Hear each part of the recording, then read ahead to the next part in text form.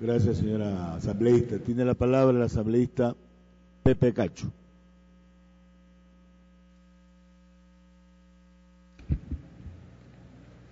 Gracias, presidente. Colegas asambleístas, no quiero interpretar de que sea un error voluntario. Al contrario, pienso que les faltó el tiempo como para poder completar lo que dice el artículo 57, numeral 12 de la Constitución. Aquí evaden el último párrafo de este artículo y de este numeral, que para nosotros es muy importante, y le voy a leer lo que dice el último párrafo. Se prohíbe toda forma de apropiación sobre sus conocimientos, innovaciones y prácticas, nuestros saberes ancestrales. Queda totalmente prohibido. Y este código debe que garantizar aquello, porque no solamente es un patrimonio de los pueblos y nacionalidades indígenas, los saberes ancestrales, sino es un patrimonio de todo el Estado ecuatoriano. Y le voy a decir cuál es el concepto para nosotros, la palabra saberes ancestrales. Son aquellos saberes que poseen los pueblos indígenas y comunidades, transmitidos de generación en generación y que no forman parte de la educación formal.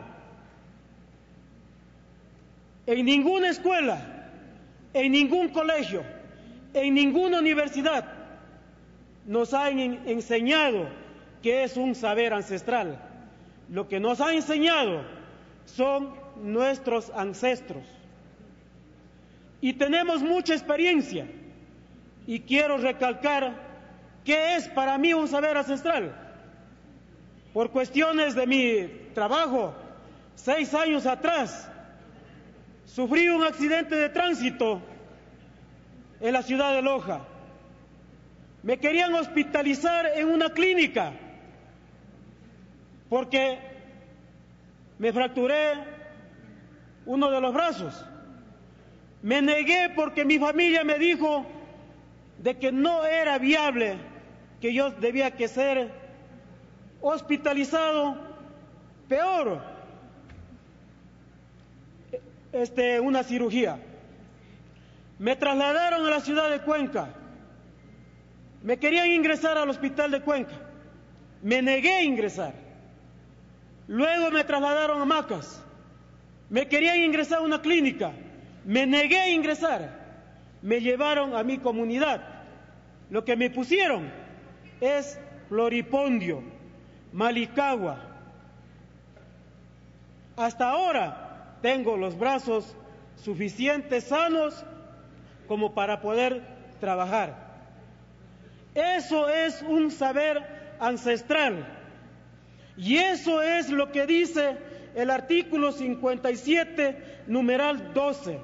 Por lo tanto, señor presidente y señores miembros de la comisión, sí pienso que deben que completar ese párrafo de este artículo, porque eso nos da garantías como para poder reclamar nuestros derechos y obviamente a tener nuestros beneficios. Igual manera, en el artículo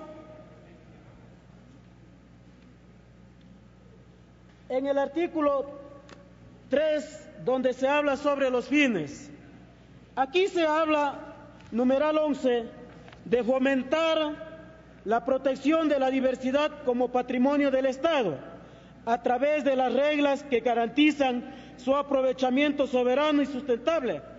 Precautelar, dice aquí, los derechos de las comunidades, pueblos y nacionalidades sobre sus conocimientos tradicionales. Señores miembros de la comisión, En la mayor parte de estos artículos de este código se habla sobre conocimientos tradicionales, pero se quita la palabra saberes ancestrales. Solicito una explicación. ¿Qué es para ustedes un conocimiento tradicional? Porque para nosotros el saber ancestral ya lo demostré anteriormente. Entonces debe que haber una diferencia, porque de lo contrario existe una confusión. Igual manera, en el artículo 7 se habla sobre el secretario o secretaria de Educación Superior, Ciencia, Tecnología e Innovación. Pero en el desarrollo de este código se agrega la palabra ancestrales, saberes ancestrales.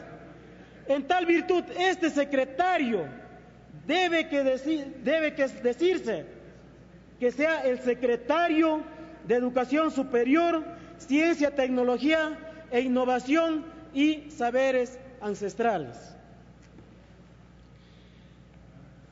En la conformación,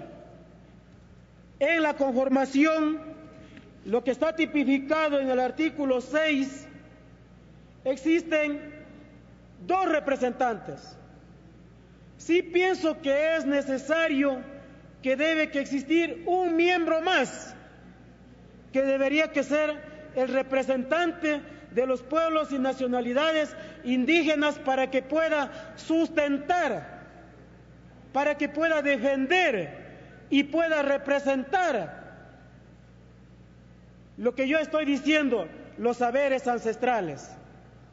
Porque respetable la ciencia, respetable la presencia de los gobiernos seccionales, pero quedamos excluidos de nuestra representación cuando se habla saberes ancestrales. En los considerandos, y aquí se ha dicho claramente de que se toma en cuenta mucho la Constitución, sí, pero no se dice nada sobre el convenio 169 de la Declaración Universal, de la OIT. Tampoco se dice nada, no se hace referencia a la Declaración Universal de las Naciones Unidas sobre pueblos indígenas. En la una parte, ¿qué dice el artículo 33 de la Declaración del Convenio 169, numeral 1? La artesanía, las industrias rurales y comunitarias y las actividades tradicionales y relacionadas con la economía de subsistencia de los pueblos interesados, como la caza, la pesca, las trampas, la recolección, deberán reconocerse como factores importantes del mantenimiento de su cultura y de su autosuficiencia y desarrollo económico. Eso dice el artículo 169. La Declaración Universal de los Pueblos Indígenas, ¿qué es lo que dice en el artículo 11? No se toma en cuenta aquí en los considerandos. Dice en el artículo 1, numeral 1, los pueblos indígenas tienen derecho a practicar y revitalizar sus tradiciones y costumbres culturales.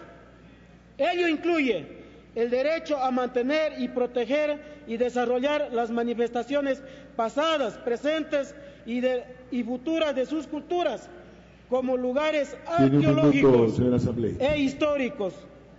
En tal virtud, sí pienso que también hay que tomar en cuenta estos enunciados de estos tratados internacionales dentro de este código. Presidente, nosotros nunca somos enemigos del desarrollo.